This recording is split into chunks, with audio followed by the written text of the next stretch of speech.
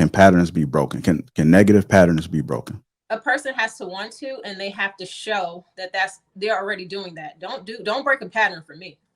If you can't do it on your own, I don't want it. That's how I feel about it. All right. All right, we're gonna go ahead and keep it moving, and then we'll come back around if anybody else want to add. I'm gonna go to you, Hank. What are your thoughts about it? Why long-term love is so hard to come by? I guess nobody's ready to stay in for the long haul. You know, everybody's ready to quick to take their ball and go home. You know, so soon as a situation come up where they feel like it's just overwhelming, they're not ready to fight it out. You know, and not in the physical sense of fighting, but just to fight through whatever adversity you might have to go through. Will you have some hard times? Yeah, you're gonna go through some up and downs. You're gonna have your disagreements. You're not always gonna get along. Um, I think that's the main reason why people are not staying in it for the long haul. Now, some other people maybe just feel like, oh well, he's okay. I mean, it's okay. We had a nice, good 10-year run, but I see my friend Becky she's having it better over there. Maybe I want to go on the other side and see if I can find something new and get back out there. Or the dude feels like she's gained too much weight and she's not as attractive as she used to be. So let me go see what this girl at the gym talking about. So they think the grass is green on the other side, and that's not always the case. And so we as individuals, we just feel like we just gonna find better sometimes, and it's not always the right thing to do. So just whatever it is, just fight your way through it. Okay. All right, go ahead, Miss Nicole Michelle. What are your thoughts about it, man? Ooh, it's several reasons why I think relationships aren't working.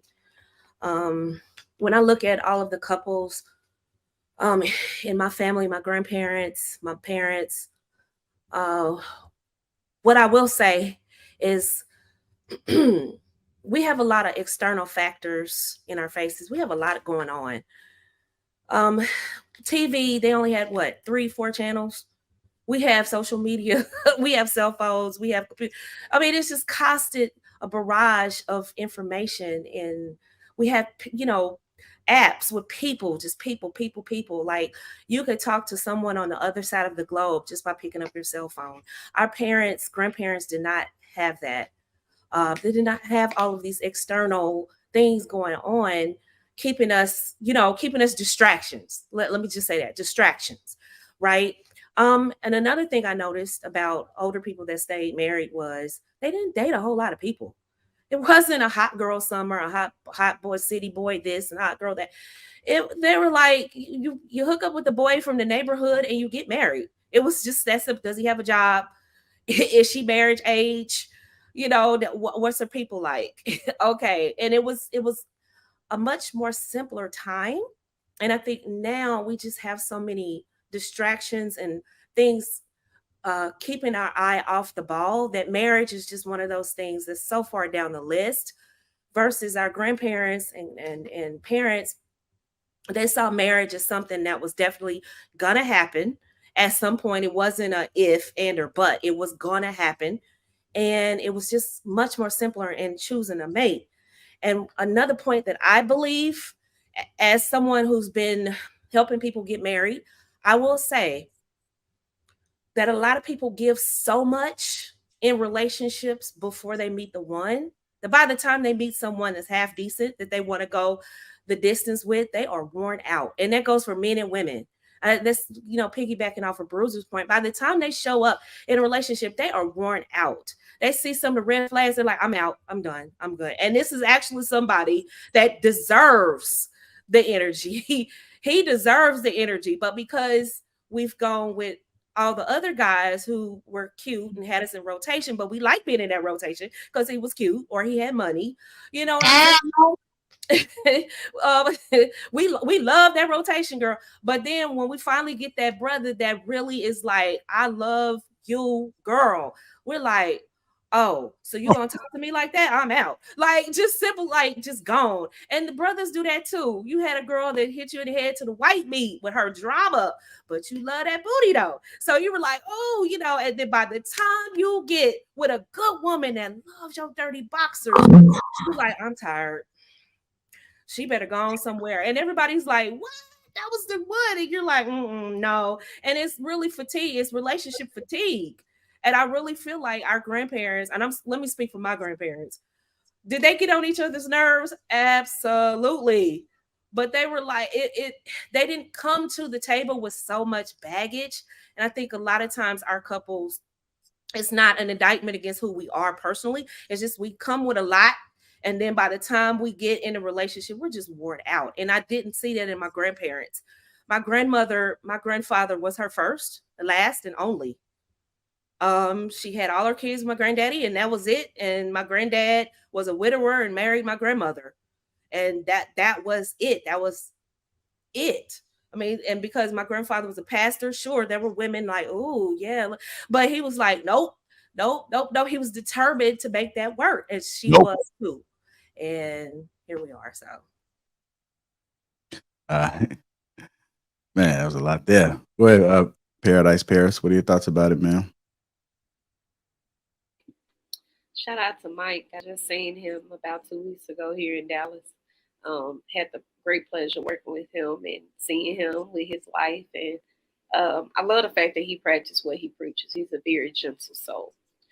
In regards to relationships, right? The beauty about having a romantic partner is you can pick them. But people don't like work. It ain't about being burnt out. People don't like work. When things get hard, first thing they say is, I'm unhappy. I don't quit on people. You with me? We locked in. That's what that is. I'm doing whatever I can in order to make it work to the end of time, as long as our end goal is the same. People don't like conflict. And then it's such a confusing narrative because do you want love or you want somebody who you can be a great business partner with who looks good on paper?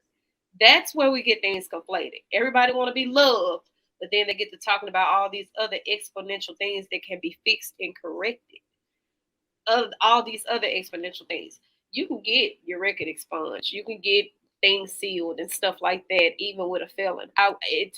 As many black men that had 1 in 3 black men have had a run-in with the law. 1 in 3. 1 in 7 of them have a criminal record. You're not getting around certain things that are systematically in place that you have to own. This is a part of who we are as a culture, right? So when you're talking about all of these other characteristics of what people look like, credit can be repaired.